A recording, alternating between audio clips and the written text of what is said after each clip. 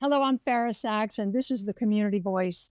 We're shining a light on compassion, conservation, and global impact, from protecting wildlife to empowering kids and feeding those in need.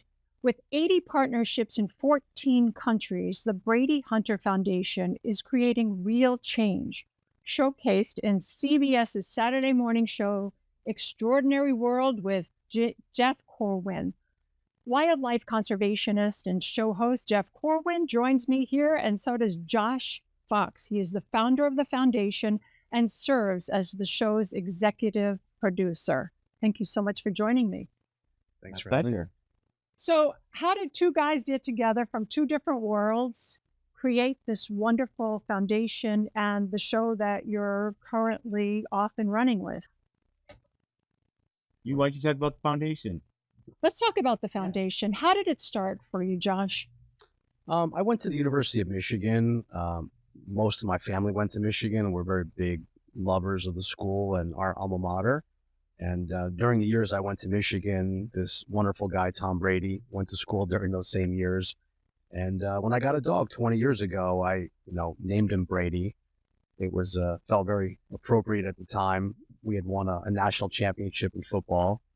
And after his passing about 3 years ago, it really was a dark time for me, kind of losing my best friend of 16 years. And I wanted to turn a negative into a positive. So thought about starting this foundation to help animals. Hunter was his brother. Unfortunately, he passed last week. It was a really tough time also. So, the foundation is even more meaningful than ever after losing both of them. So the work that we do for animals around the world is something that we want to continue on very strongly in their legacy. And in walks Jeff. How does that happen with the show? And you come from a long line of wonderful shows.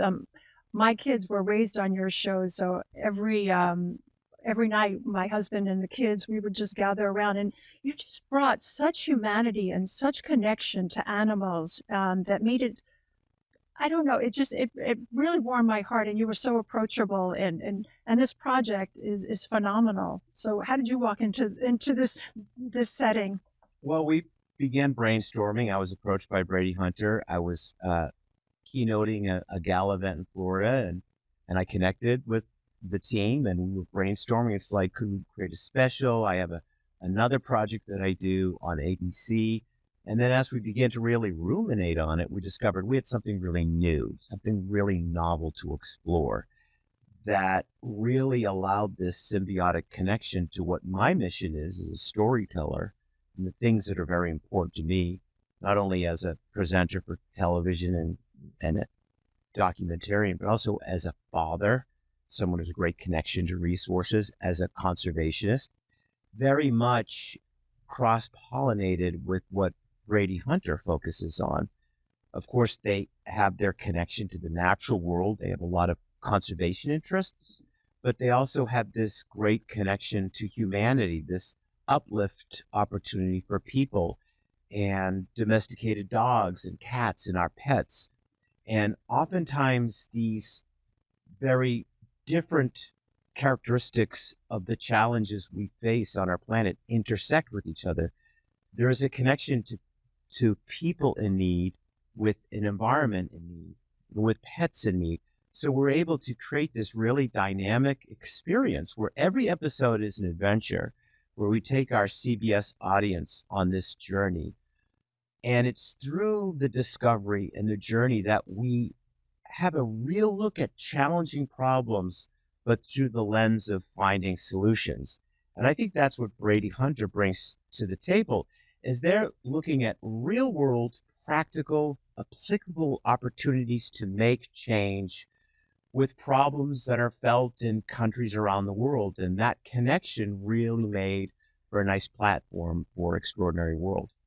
And so talk a little bit about some of the issues that you tackle and what your program represents to you and the meaning that it has for you. I love our tagline, the voice of the voiceless. And I think we discovered very early on that there were two main groups that didn't have enough of a voice. I mean, animals, of course, can't speak, And I think humans need to be the ambassadors for animals to speak on their behalf. And then young children, unfortunately, as they're growing and learning and developing, often, they may be bullied in school, for example, and don't have a voice to be able to tell adults that they're hurting or they're being affected negatively. So, we really feel very strongly that those two vulnerable groups, children and animals, are the groups that we represent most. And so many stories during the show. I mean, there's this beautiful, beautiful story of, for example, Henry's Lemonade. This is an 8-year-old kid that we met in Michigan. Here comes Michigan again. I love that state and that school. And we had seen him on ABC Nightly News, and he had started a lemonade stand to raise money for animals in shelters. He wanted to help animals. And eventually he raised like $30,000 that he was giving to animal shelters. And we were able to take his mother, his father, him, his sister to their first ever Michigan football game. And it was such a beautiful time to be able to allow them to enjoy that moment. And then I said to Henry, at 8 years old, what was the biggest donation that you had ever received? And he said it was about $1,000. And the Brady Hunter Foundation came in and we 5X that donation and we gave him $5,000 to further his cause. And he's on one of our episodes of the TV show. He's just such a great kid. And I wish there were more 8-year-old kids that loved animals like he did.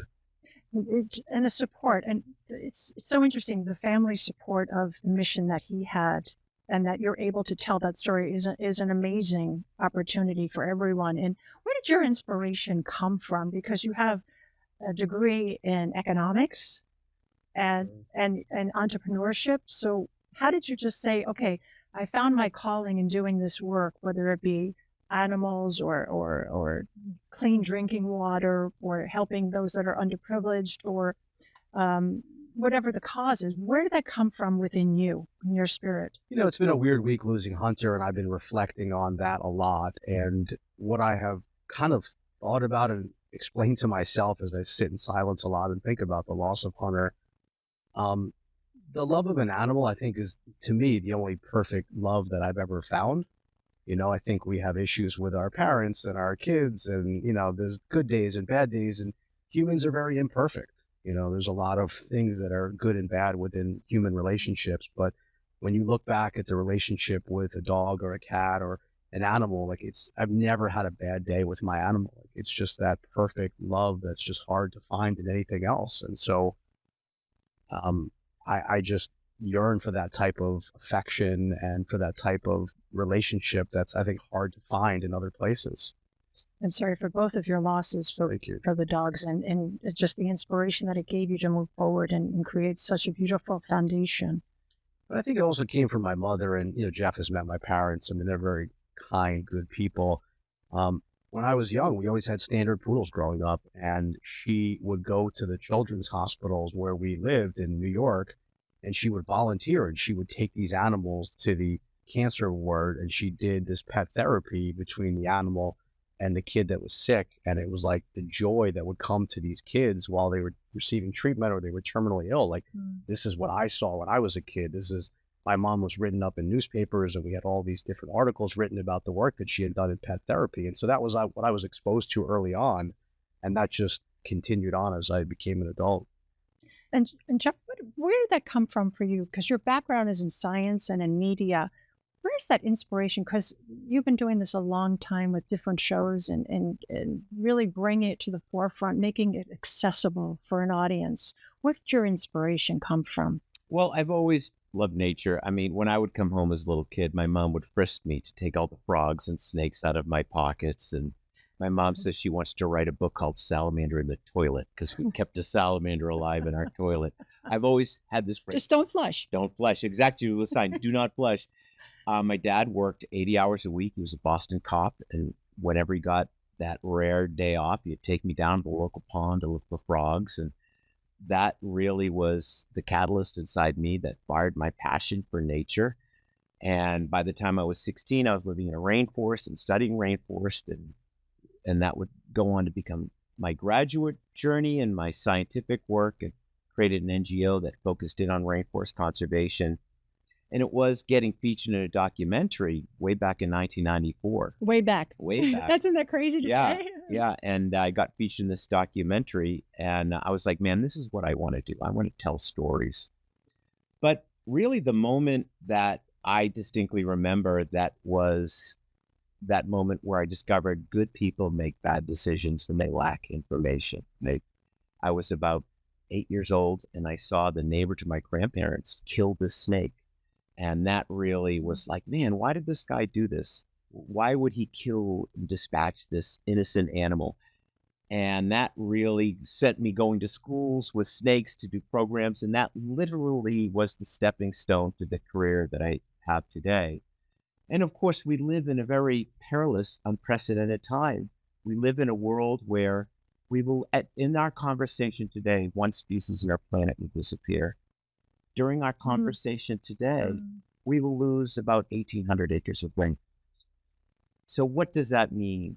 How do we stop that? Well, really, you can't protect what you do not love, and you'll never love it if you do not know it. So what I do with Josh and Brady Hunter is try to inspire our audience to get that introduction, to make that connection, whether it's this incredible story happening in the Everglades that we did with this team of women scientists at the University of Florida saving the endangered crocodile, or there's an incredible group in the middle of New York and Washington Heights that's saving an endangered salamander that opened up a whole reserve to create recreational opportunities for people on the backs of this little salamander.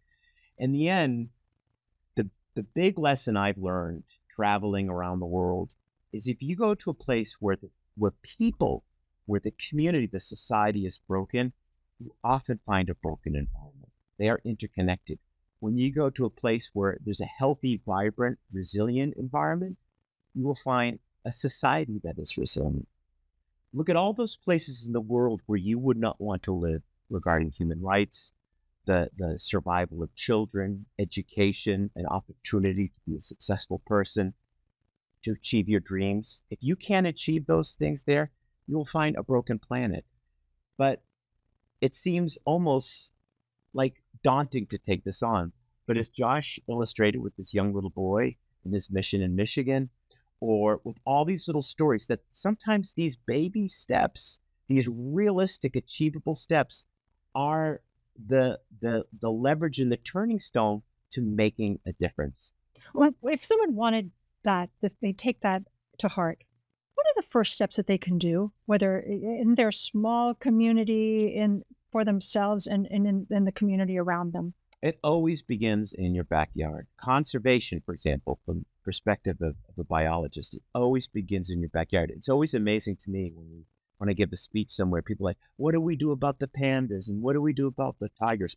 Really important issues. But what do we do about the endangered, about the Florida manatee, or where I live, the marsh sparrow, or these other creatures that are on the brink of disappearing?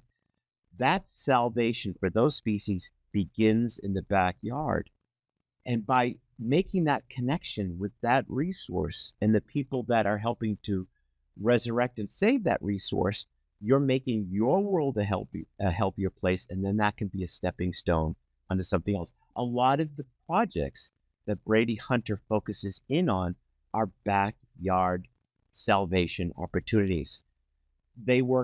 Josh tells a story about going on this beach every day and seeing all the pollution on this beach, and then finding a local conservationist who wanted to save that. And before you know it, they came together through the foundation, and now they have hundreds of people that come together and pick up that garbage and make a difference. Your backyard is where it begins. I can't worry about your backyard until I make sure my house is clean. And let's talk, Josh, about some of the things that the Brady Hunter Foundation does. Walk me through some of the things that you are able to help, and people that you are helping, and groups and individuals. I mean, one of the earliest projects that I think we're very, very proud of is, we had met just down the street from here. Jeff talks about the backyard. We met the South Florida Wildlife Center up in Fort Lauderdale. And, we've been saying to our people, like, what can we do today to make an impact? Not what can we do tomorrow or next year. Like, we want to make immediate impacts on these organizations. And what they do is every time they get a call about an injured wild animal, like a raccoon or an opossum or, a bird, for example, like, they only had one ambulance that would go and pick up these animals. And they said, if you could buy us a second ambulance, that would really double the impact of the animals we could pick up and save. So I think it was within, a week, Paige was with me, and we said, we're going to buy you a brand new ambulance, and it's now the Brady Hunter ambulance. It has Brady and Hunter's picture on it, and thousands and thousands and thousands of animals have been saved with our ambulance. And we also paid for hiring the driver of that truck. And we featured that story on Extraordinary World. It was one of our first episodes. So we want to provide things that have like generational impact. That ambulance will be here for a long time. And we want to do well beyond the United States. So like in South Africa, for example, we met a group that said, we need a new airplane to fly over the skies of South Africa to prevent rhino and elephant poaching. And we now have the Brady Hunter airplane that flies over South Africa trying to prevent poaching. So, I just want to know that in generations from now, like when I have children and when I have grandchildren, that they'll be able to travel the world and see the impact that we've had through Brady Hunter. Josh, did you ever think in your wildest dreams that you were going to have so many people touched by what you do, by your foundation, and now the show that you're able to like connect a bigger community to see the work that you're doing and telling these stories? As much as we've done, we've barely scratched the surface of our goals and our, every life matters. And so every day, when Hunter was passing last week, it was a really beautiful, beautiful, beautiful story. There was a gentleman that came into the hospital with a dog that had pneumonia, and he didn't have the money to save his dog. And I was listening to the story, and he said, I'm either going to feed my kids or I'm going to save my dog, and I have to focus on my kids. And I said, there's no way I'm watching this animal die here today. Like, Hunter's going to be passing. I can't watch a second animal. And I offered to pay the bills for this animal. And he was confused. He said, I don't understand. Like, how does it work? I think he thought I worked at the animal hospital. I said, I don't work here.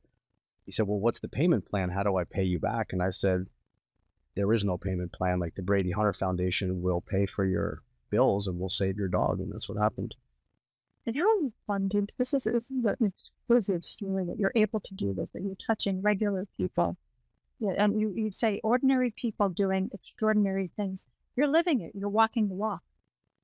Yeah, every life matters, and that's the way we look at it. But, we haven't really taken donations to date, but we are working very, very hard. We have a wonderful gentleman, Max, that has come onto the team recently to help us get our name out and get the word out that we can't do this ourselves. We can't fund this thing ourselves forever. And we really need help from the community. What do you need? Tell me exactly what you need, because you have an audience that are listening and watching. What can they do? I mean, we really need donations. Like, the goals that we have are millions and millions of dollars of expenses that we just can't fund ourselves. And so we do need help from the public at this point. We have this really wonderful idea that we want to kind of copy some of these models that we've seen around the world where they're getting dogs out of animal shelters. The problem with the shelters, as great as they are, is that the animals get, an hour of sunlight a day, or they get 20-minute walks. It's not a great model, and the dogs sit there for years, and the ones that are older don't get adopted. So we want to go buy land, and we want to open up the Brady Hunter Dog Sanctuary where we can have hundreds and potentially thousands of dogs getting out of these shelters where they're stuck at this point and just living freely on the land, like with other dogs. Where would you want to put this if you had your location? We're looking at locations in Florida and New York. I think those are the two main places that we're looking at. But, just you can't even buy 10 acres. Like, you really need like 100 acres of land to be able to have the kind of dogs and accounts that we want to have. So just buying the land is millions of dollars. And then obviously the cost of hiring the employees and building the structures. But, now that Hunter is gone, this goal, this dream is even more important to the foundation, and something that we're going to make a reality very soon.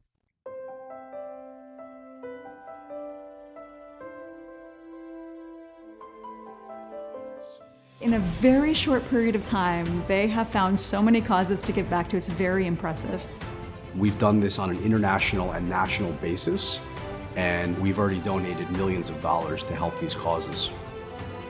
Because of Brady Hunter Foundation, a lot of animals are alive today that wouldn't have been. Brady Hunter Foundation generously donated to our medical fund, and it is now becoming the Brady Hunter Emergency Medical Fund at Abandoned Pet Rescue. At the Alonzo Foundation, we're really excited to partner with the Brady Hunter Foundation. Brady Hunter Foundation's support and grant helps contribute to achieving our mission of saving as many animals as we can. The Brady Hunter Foundation supported the American Humane Hero Dog Awards. We were able to educate millions about the roles of therapy dogs in our lives. With the funding assistance, we have been able to work together with shelters in Jakarta and Semarang. This annual partnership allows us to serve regions of Bogota to spay and neuter 1,250 owned dogs and cats. 157 cats and 100 dogs spayed and neutered.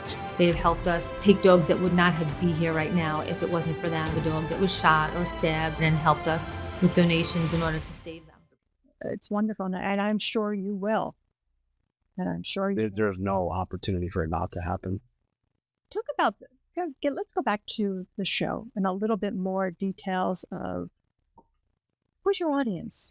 Who sees this? Who do you want to attract? What kind of education do you want to provide for this audience, whether it be younger moms and pops, grandmas and grandpas, brothers and sisters, Well, all of the above? really, it's the mission of the veneer of the show is entertainment. It's fun. It's a journey. It's an adventure.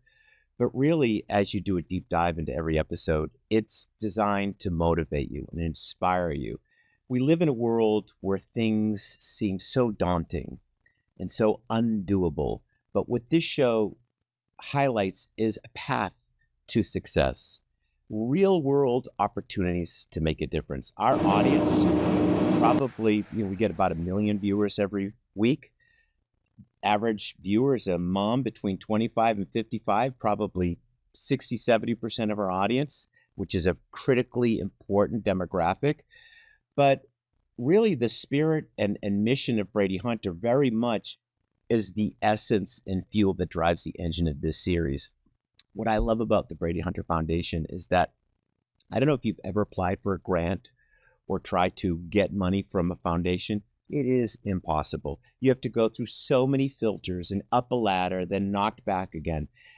How they kind of look at it is a real world situation. It's like, you have this problem, we have a solution, let's get her done. Let's get the job done. And that's what they do to me, which is pretty amazing, which makes Brady Hunter different from other organizations. I've worked with foundations before that have underwritten and been partners in creating a series. It's like, this is a great idea. Let's revisit this in 3 years. I met with Brady Hunter. We came up with this great idea, and then we were hustling to get in production within weeks to get this series on TV within months. They see a problem. They don't wait for an invitation. They get right to the front lines. And they're not necessarily really sexy problems, but they're real problems.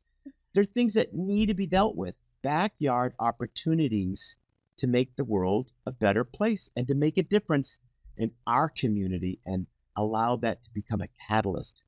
But our stories are really remarkable. And for example, one of my favorite stories we did was Paws New York, a partnership with Brady Hunter, where we went to this neighborhood, I think it was in Queens, and it was like in February. We were ready for this horrible, dreary day. We show up, it's 70 degrees out, it's sunny, there's a line going around the block of people all excited to be there, to take advantage of the resources that this partnership, kitty litter, leashes, dog and cat food, which meant that these financially strapped families could stay together. I mean, it's just underwriting the cost for a veterinarian, a young woman, the first person in her family, never mind to go to college, but to become a vet. They're a part of that mission to ensure she gets underwritten as a vet. And we took her on one of our adventures so she could have some hands-on work with wildlife. What does this mean to you, hearing them? Well, that just to go a little further with that, I mean, the Juneteenth holiday, in recognition of that a couple of years ago, we created the Brady Hunter Scholarship at Long Island University for an African American student, and the girl is amazing. You know, she's a really sweet girl. I'm gonna break her fear of snakes. We'll get there, but she I have to be online. I'm too online. Then. Yeah. 1 second. Yeah. But here's this young woman who, at graduate school, veterinary school is one of the most challenging experiences one can undertake. And probably the greatest challenge of that is the financial burden. And for her to not to be free from that, just to focus on being the best future vet that she can be. So she gets that experience, and then we get to tell her story on the show, and she gets to have a new experience for what will be a very productive career for her. And what does she want to do with this career? She wants to work in her community. We did this incredible story. Actually, one of my favorite stories have not been the animal stories or like the classic the Jeff Corwin animal stories, because I will do those all day. But like I love and you love what you do. I love what we do, but I love these little gems, right? And we told this story in this very tough community in New York, a food desert, where these families, if they want to get something to eat, they have to do an hour of buses and train rides to get to the nearest supermarket. And this woman, who was an immigrant from Jamaica and a social worker who saw these unacceptable rates of diabetes and all these other challenges to our community, she saw a vacant, unbuildable lot. She turned that into a community garden. And this isn't just cosmetic. She feeds, just from that garden, she feeds 3,000 families a month with nutritious vegetables that they get to grow and be a part of. In their backyard. In their backyard. And Brady Hunter is a part of that. And that, to me, I love that story, because those are traditional things. Yeah. Those are feel-good human stories. Feel good that actually have an impact and make a difference, but that are doable for everybody. We're not everyone's going to go put a satellite radio collar on a hyena in Africa, but they can go help build a community garden. They can go help send someone from their community to vet school. And that's why I think Brady Hunter is so important, and why we're now entering that next stage where we're looking for partners from the community to drive our mission. And that's, we've had this incredible opportunity to tell this story to millions of people. Now we're asking everybody to step up and be a part of the formula for success of what we try to do. So Josh, what is the information that you can give to our viewers if they want to get involved? BradyHunter.org, is our website. It's all there.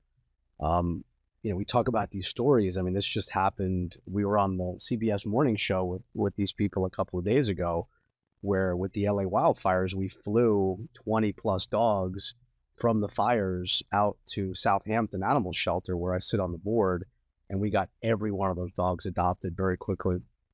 Amazing. And told the story about Southampton Animal Shelter. Fancy Southamptons, right, or really expensive real estate. People don't realize that it has an epidemic of pet abandonment. And a lot of these are untraditional, the tripod dog, that older unwanted dog, a dog that got, a cat that drowned in a swimming pool that gets literally found its ninth life. They get a second chance through this organization. And we got to tell that story. And what Brady Hunter did, they came up to me and said, what can we do for a challenge, right? So we used my social media, their social media, and we basically put it up. All right, California was the X state, and we're going to raise this X amount of whatever that was, and we're going to match it. We raised tens of thousands of dollars and had hundreds of thousands of social media interactions to say, look, these people are trying to save people in California that have been disenfranchised from these fires. Meanwhile, all these animals, wild and domesticated, have been displaced. How do we pick up that load? How do we let the pressure out of the tire just a little bit in a real applicable way? And that's what Brady Hunter did. In that short time, we raised a lot of money that did a lot of good. Josh, little bird told me you're part of the 12 Good Men, 2025. You're going to be honored from the Ronald McDonald House for the work that you do.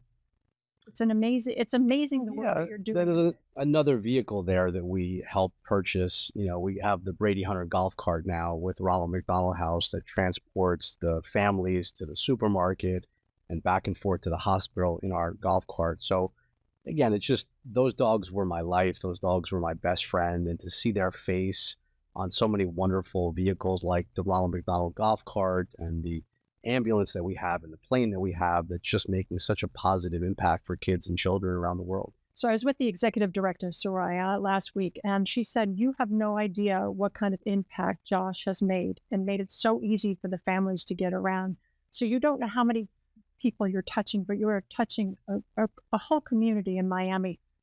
Well, So I thank that you. story was started with Paige and her mother and a couple other people baking cookies and sandwiches during the holidays, and we were going to give it out to the homeless, and the police came and they wouldn't allow us. I guess the rule in Miami is you can't feed the homeless, and so we ended up just bringing it randomly to the Ronald McDonald House. And she was thankful for all of those 130 meals they were, or something like that. Yeah, we were so sad that it was going to go to waste, and we ended up meeting up with them, and that's how the relationship started, with the cookies and the sandwiches that we had made for the homeless. But it's a real purpose, right? It's a real impact. So, for anyone who doesn't know, if you're staying at the Ronald McDonald House, you have a child that's profoundly ill with an incredible medical challenge. With the Ronald McDonald House takes the pressure out of that tire. So you have a safe, lovely place to be with your family. Well, what about the other little bits and pieces to that? Getting to the hospital, getting to groceries. Again, a realistic, applicable opportunity that was doable. And the sandwiches Yeah. and the meals were so welcomed and necessary, because these families sometimes are there for weeks, sometimes for months, and even sometimes a year while their child is undergoing medical care. So kudos to you for the work that you're doing and supporting the community, not only locally, but globally as well. And tell me, how many more episodes do we have? This is your first foray as an executive producer. That's like a whole other hat to wear. And you're so mellow. Well, the TV show is really about getting the message out. We really need to inspire others to join us on this mission. That's what it's all about. So far, Jeff knows, like he said, there's been 10 million people that have watched this show. And so we can't do it alone. It's about inspiring, the next generation. We talk about that all the time. It's like, the kids today really feel the impact of the environment. It's like they need to be stewards of this planet. Like, it won't be here for generations to come if we don't do anything. we also live in a world where there's so much doom and gloom and desperateness that, like, I can't even turn the news on now. So how do you find that balance to tell an urgent story, but empower the audience, not repel the audience, empower them to be a part of that solution? And I think that's what this series does. We talk about real serious challenges, the loss of our coral reefs off Florida. This is the only place in North America we have coral reefs. 70% of every fish in the world has a connection to coral reef. And off of Florida, less than 3% of these reefs survive today. But there's real people saving those coral reefs, and they're a Brady Hunter partner. So we got to tell that story in a positive way to show that the dial is moving in the right direction. And I think that's unique. That's what we kind of figured out with this series. We engage, we entertain, but we don't scare off our audience. We say, this is a problem, but this is how we can fix it together. And whether it's the balance of a human issue, a human uplift interest story, or it's a little kid story, or it's South Florida is the dog abandonment capital of the world.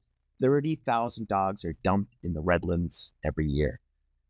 Brady Hunter is partnering with folks to provide an avenue of rescue for these dogs. That's a powerful story when you see a family learning to adopt and not shop their next non-human family member and get to be a part of that journey. In the moments we have left, anything you want to add that we might have missed that you want our audience to know? Jeff?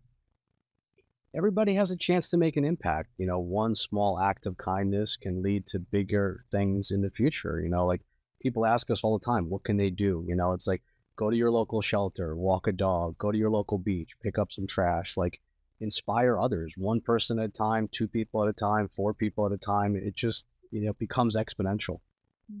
It's really your time, talent, and treasure, right? You don't necessarily have to write a gigantic check, although we would like gigantic checks. But what we really need to remember is that it's through sustainability, it's through long-term practical management in our own lives are we able to do a long-term contribution. So what is your time, treasure, and talent that you can apply to Brady Hunter or another NGO to make a difference in your community? There are realistic opportunities that you can do to make a difference. Josh, Jeff, thank you so much for joining me today. It was really eye-opening, and thank you for the work and heart that you put into this wonderful project and for the foundation. Thanks for having us. And I want to thank you for joining me. I'm Fara Sax. Until next time, take care of yourselves and each other. Have a great day.